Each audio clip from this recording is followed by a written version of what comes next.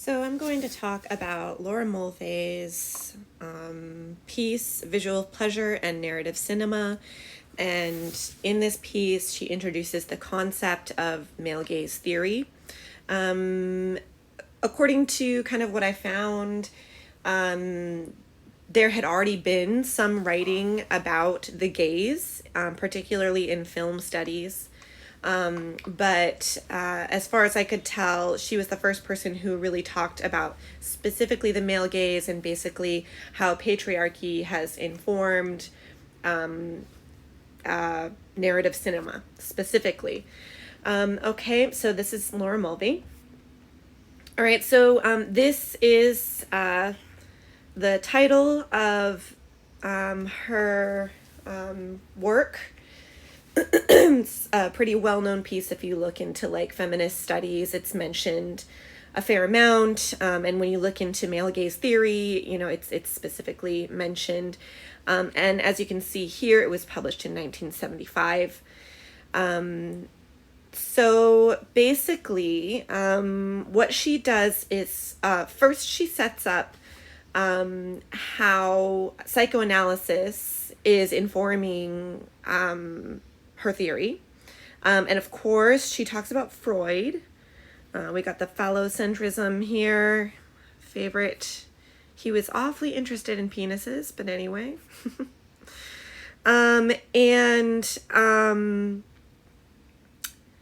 She also talks about like new cinema and she talks about like sort of traditional cinema. I'm just kind of quickly going over it. Alternative cinema, how it's artisanal, how the cinema of the 1930s, 1940s, and 1950s was different, and then in the 1970s, a lot more avenues for types of cinema were coming out. I think that she was kind of implying that it gives us the space to see cinema in a different way and to really be like, hey, there's different ways of doing it. We don't have to just assume that this is the only way. We can actually kind of deconstruct it. She talks about specifically how cinema specifically looks at the human form. She looks at she's pretty binary. It's in the 1970s, so that's pretty standard for English speaking feminism at the time. So how women's bodies are portrayed, how men's bodies and men in general are portrayed. And she goes into that. And then she really gets into how there's a difference. There's really a difference in the way that women and men are portrayed. Women are really portrayed to be looked at, and men are really centered in terms of how the visual narrative happens. It's specifically when she writes visual pleasure in her title, she means the visual pleasure of men, of heterosexual men, and she does specify that.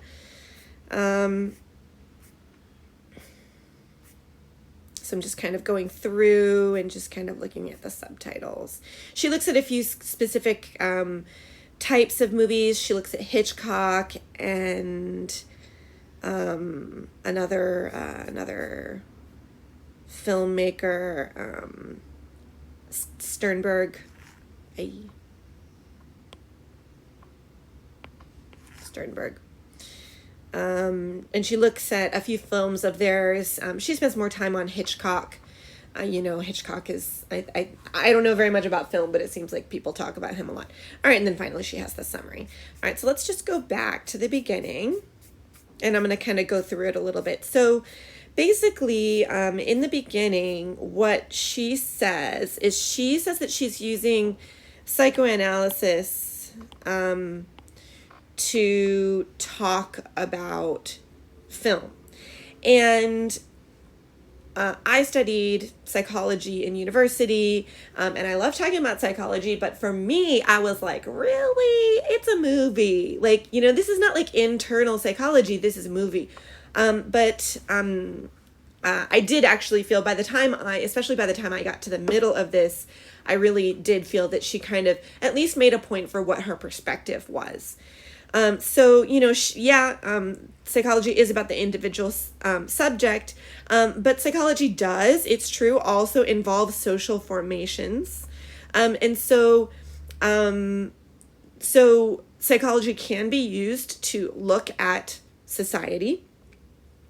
And it's true that film does, it keeps switching to the eraser. Film does,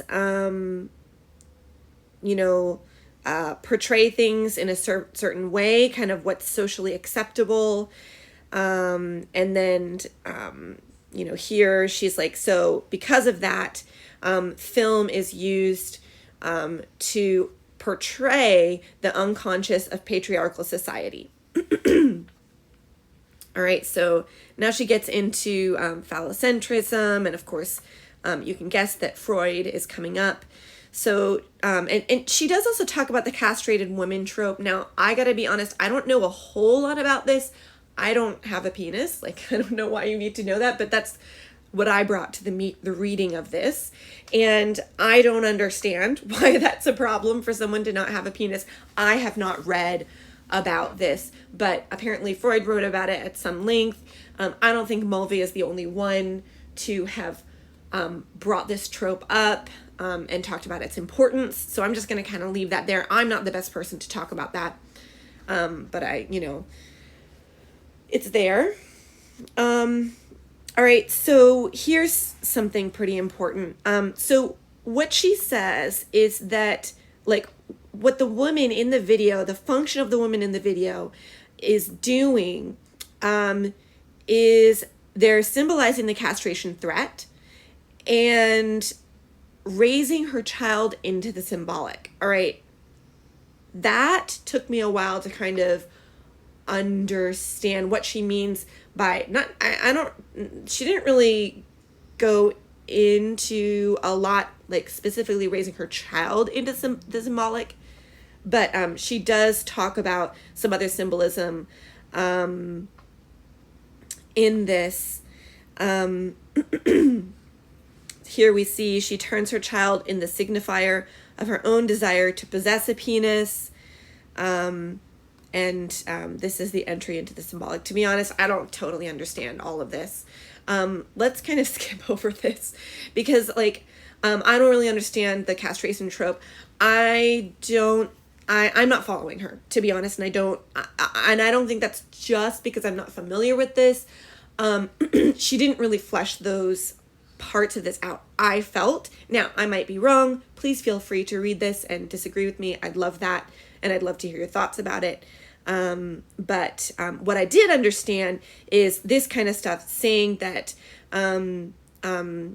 using particularly the medium of film, man can live out his fantasies and obsessions through linguistic command by imposing them on the silent image of woman. And you can do that with the medium of film. Later, she's going to talk about why film as a medium is specially suited to act out this symbolism of woman and this portrayal of woman and this application of the male gaze. And yeah, she's clearly using like a post-structuralist framework, at least to me.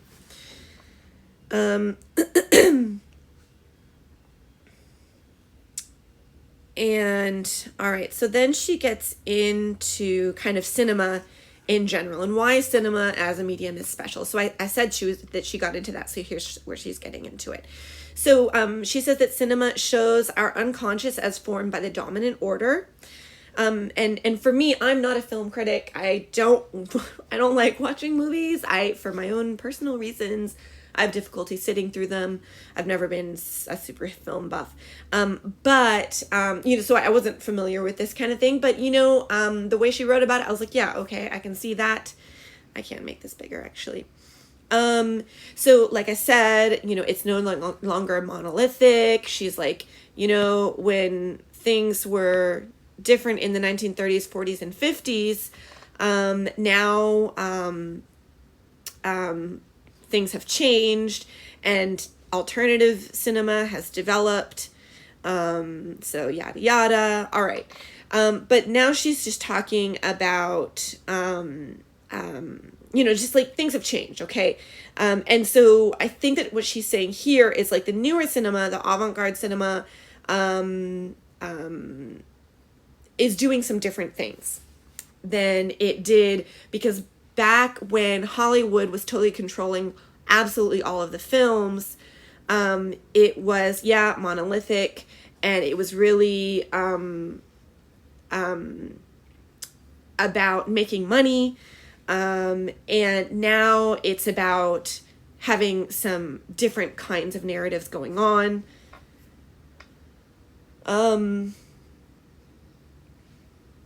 And then she starts talking about just kind of how cinema works, and she starts to get into why the male gaze, like why cinema is really a great medium for it. So cinema allows us to manipulate visual pleasure, and code the erotic into the language of the dominant patriarchal order, using visual stimulus.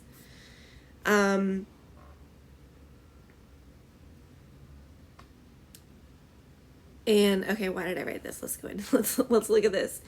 I don't know why I wrote that. Why did I write that? She said, it is said that analyzing pleasure or beauty destroys it. That is the intention of this essay. I guess I'm like, wow, okay, you're gonna destroy the beauty. Okay, go ahead. I'm personally reading Hegel, so some of my notes are about that going on. No, I'm not going to explain that. I don't quite understand Hegel, so I'm not going to go into that. Anyway, she says that cinema is being used to conceive a new language of desire. All right, so there's two specific ways that she says the male gaze is working. One is scopophilia. And scopophilia is when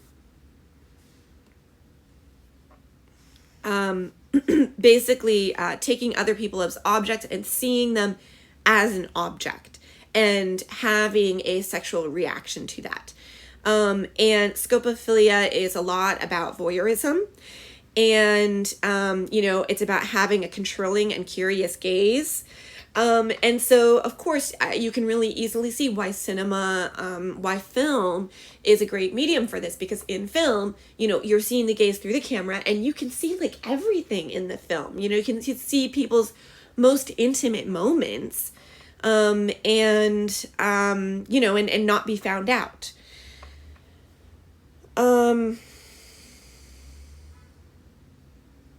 So here, scopophilia is the erotic basis for pleasure in looking at another person as object. So film really is well suited for that. And then she goes into something slightly different that's more about the ego. All right, now she starts out. Here, she kind of lost me because, I studied psychology, and of course I studied Freud. But Freud it's just weird because I read some philosophy, and it's really weird to me because in psychology, yes, Freud is mentioned, but I think he's kind of mentioned just because he became so much a part of, society and the way that people conceive of what psychology must be. But in reality, psychologists don't actually use his theories very much anymore. They're considered quite outdated, very, very patriarchal, and not really that relevant anymore. And so it's just kind of interesting to see her using his theories. All right. So first she does talk about Lacan. So what she talks about is the moment when a child recognizes its own image in the mirror, and why that's really important for the construction of the ego. As far as I understand, studies of ego formation, personality formation, even like exactly what personality, for example, is, we still don't know. There's a lot of theories, and what she writes here in this article definitely makes sense to me. A lot of it makes sense to me, but to be honest, I don't know that any of this is actually has been shown to be true, and I also don't even know how you would show that to be true. Okay, so she talks about the mirror phase, and this really got me. So basically, what she says is that basically at the time when a child can recognize their image in the mirror and recognize that's them, that's a developmental level. A 1 month old does not understand that the reflection in the mirror is them themselves. That comes later in child's development. And what she says is when the child can recognize that it is himself, what she says here is that when the child does this, yes, at this moment, the child is, dealing with, wanting to do things with their fine motor and gross motor skills and not able to do everything that they want to do. And so what she says is that when the child sees their mirror image, they imagine that this mirror image is more complete, more perfect than what they experience in their own body. And so what she's trying to establish here is this construction of the visual image as a way of seeing the perfect form of our self-image. So what she writes down here is the cinema has structures of fascination strong enough to allow temporary loss of ego while simultaneously reinforcing the ego, because we recognize that that's not us, but it's like a more perfect image of us, and so it's kind of fascinating for us. So what I wrote here is that it's one of the first ego experiences, and here she kind of talks about that. Feel free to pause this video at any time to take a look at this, but it's not very difficult to find her essay online so that you can read it yourself. All right, so what I think she was doing here is basically saying that because of these childhood constructions of ego and the way that our ego is constructed even before language forms, because it happens very early, it's a very kind of primordial, basic, easy to tap into, powerful way for us to access our ego and kind of bolster and feel invested in our ego. All right, so again, she talks about the scopophilic aspect of the gaze, and also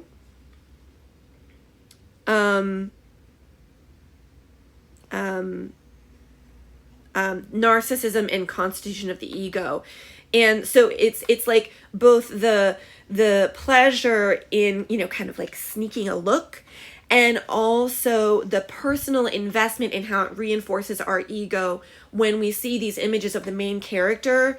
Particularly when the main character is a man, particularly men will invest in that main character. I think she also does talk a little bit about how even when when the viewer is not a heterosexual man, because this gaze is so common in our society, not just in film actually. And of course, since she wrote this, there's been a lot of writing about the male gaze and how it applies in a lot of different situations. Of course she uses gaze, but we can also look at it, in writing, in literature, where of course, we're only looking at words and so on. But anyway, even when the person is not a heterosexual male, we've been socialized to see things as a heterosexual male and to prefer these kinds of images and to feel comfortable with and if we are the object of those images, if we're seen as the object of those images, anyway, it's going to get into that. Okay. All right. So again, because of what she's established about the psychology, she says that when we watch these films, there is identification of the ego with the object on the screen. So she is explaining why these particular depictions of the main character men or the male characters in the story, and why it matters. I mean, who cares, if this person, if the guy, happens to treat women whatever he does and see them as sexual objects, who cares? Well, she's explaining why it is we should care, why it has such a powerful effect on us, and she's helping us to see how patriarchy is being reflected in this. So again, it's an eroticized concept, and it forms the perception of the subject and makes a mockery of empirical objectivity. It's like we think that we're seeing a film, but why is the film panning? She's going to go into this later. Why is it panning slowly up the woman's body from her feet all the way to her head? It doesn't do that with men very often. So she looks at that here. Okay. So here, she said desire born with language, but of course earlier on, she does say, that this investment in this image begins before language. All right. She mentions the castration complex again. Again, please feel free to read this yourself or tell me about the castration complex. I don't get it. I don't know what the big deal is. I don't understand. Personally, that's an area I do need to understand. I don't mean to say that it's not important. I'm just saying I really can't relate. I don't think that it's unimportant. So I apologize if I gave that impression. Okay, moving on. So now we're getting to, now that we understand why the gaze is so important and why it's like we're drawn to it. It's this when we say ego in this sense, we don't mean self-centered. We mean like our sense of self, our very most basic sense of self. Why does that matter? And why does it end up that woman is the image and man is the gazer? So she says that it's split between the active male and the passive female. There's a lot of breakdowns you can see in our society. That's often how male and female are broken down. The male is strong and dominant. The woman is weak and subordinate, for example. And women are focused on their to be looked at-ness. I don't mean women are focused on that. I mean, that's how women are seen. That's how they are valued. And of course, in mainstream film, it's not just about narrative. It's also about spectacle. It's got to be something a little bit titillating. It's got to be exciting. It's got to draw in our ego somehow so that we like the film, so that we say, oh, wow, so great. I really related or whatever.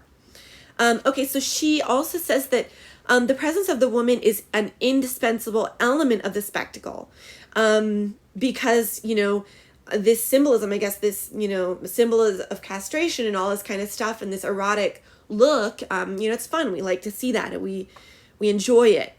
And yet when she has a visual presence, there's a tendency to freeze the flow of action in moments of erotic contemplation. Okay, erotic contemplation. All right, and so now we're really getting into what does the male gaze look like. She calls it an alien presence because, of course, it's so different from the narrative, from the plot. This person kills that person. Now they go to the police, and now we're like slowly panning up from someone's feet to their head. Like, why are we doing this? What does this have to do with solving the murder or whatever? Okay, I think is how she's going into that. And so she's saying that the feminine, while the woman is important in terms of making the film interesting, it's not necessarily her as a person, as a three-dimensional figure and character that's important. It's rather what she represents. Okay. And so that's why talking about like the maternal and the child and the castration, that's why Mulvey is talking about these things. And in herself, the woman, the female character has not the slightest importance. Now, again, we're looking at specific kinds of films that have this specific kind of male gaze. Mulvey does go in later to, like newer or like other films. And she does mention, like there are other films that are being produced that don't necessarily have this, like she does mention bro, I don't remember what she calls it, but like the bro films, which was actually another topic for the feminist study group. And I will be making a video about another paper about that also, which also looks at films. So, oh yeah, right here, the buddy movie. So, there are, of course, films that don't even really include women at all. They're just incidental in the movie. Anyway, often when women are included, they have,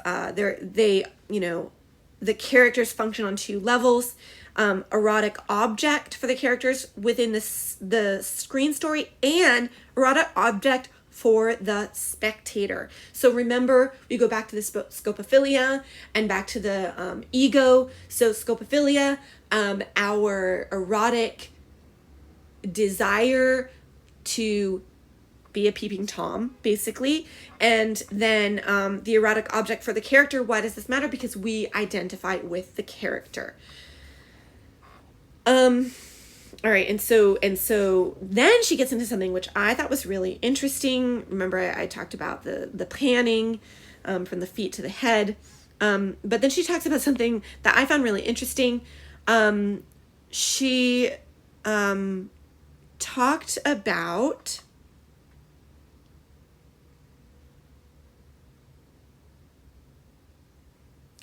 about how the man is the bearer of the look of the spectator. And she also talks about, how are men portrayed? They are not sexually objectified in many films. This is now, again, when we're talking about studies in sociology, we are speaking in general. You can definitely find films that don't fit these criteria, okay? We're not looking at every single individual film and saying, yes, every single individual film does this. When we're talking about sociology, we are talking about patterns in general. Okay, so don't worry too much. Don't get too upset if you have some, beloved or whatever films that you hate that completely don't follow this. Don't worry, because this still is very much a pattern. Okay, and that's what Mulvey's talking about. All right. So the main controlling character is often a man, and the spectator identifies, and it's a screen surrogate. So when the male movie star is, when the male character is portrayed as whatever desirable, their glamorous characteristics are not the erotic object of the gaze, but of the more perfect, powerful, ideal ego. Okay, so this is getting back to when we see the male character, they are portrayed as our perfect selves. And that's why you see a lot of characters I really love Battlestar Galactica. I'm currently watching this kind of terrible TV show called Manifest. And basically, there's the trope, I'm sure it has a name, but the trope of this male character that just does everything right, that's Hero in Battlestar Galactica. He just does everything right. And sure, he's very handsome, but man, he does everything right. He loves his family. He's devoted, to his partner. It's so, I find it really annoying, but it's definitely something that happens. Okay. So, and what does this mean? The more perfect, more powerful, they can make things happen. They can control events better. I remember once when I was in high school, I ran away from my school Long story, not getting into it.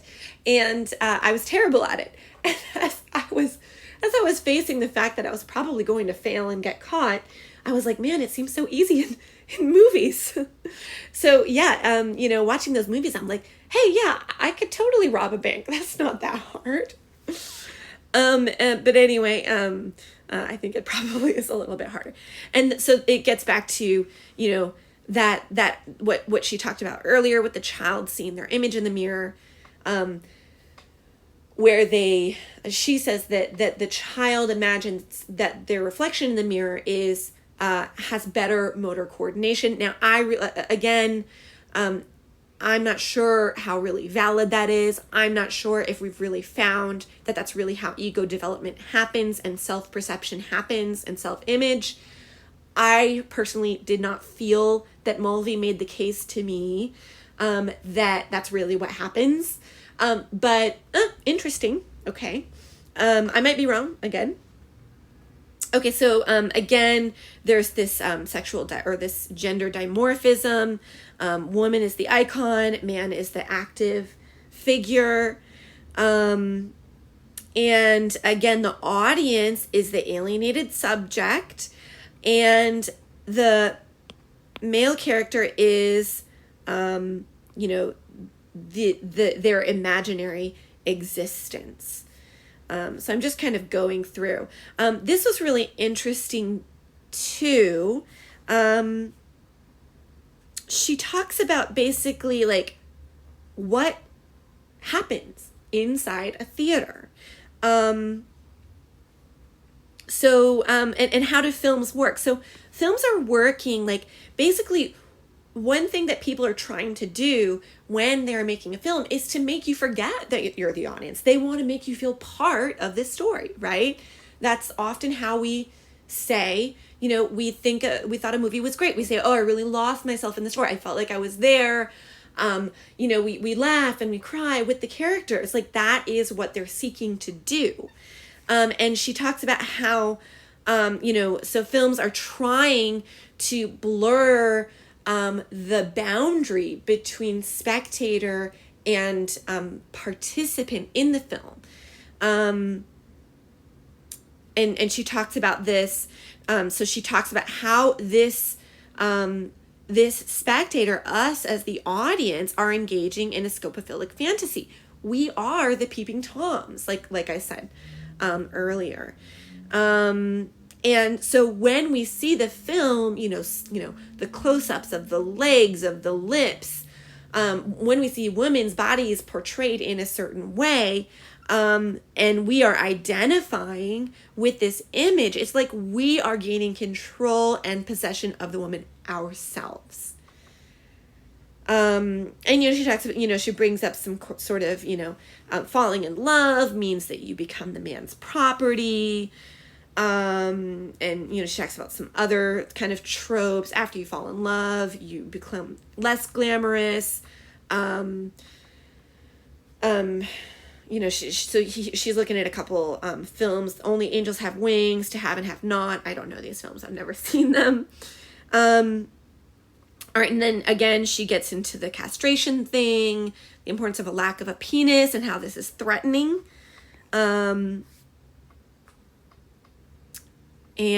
that the threat of the female is sexual difference.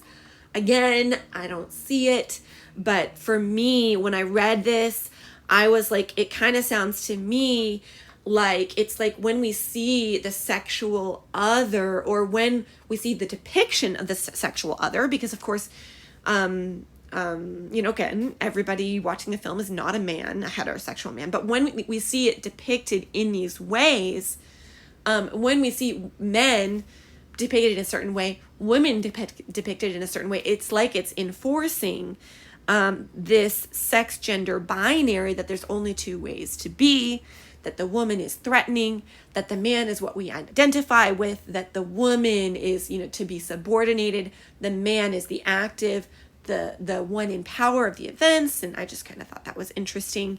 And I kind of saw some connections in how society sees gender in general. Okay, anyway, getting off from my little tangent. All right, so she says that the male unconscious, when he sees this, has two avenues of escape, reenacting the original trauma, by figuring out the woman, demystifying the woman, and or the other option is substituting the woman for a fetish object, and that's seen quite a bit. Focusing on the physical beauty, and this kind of thing.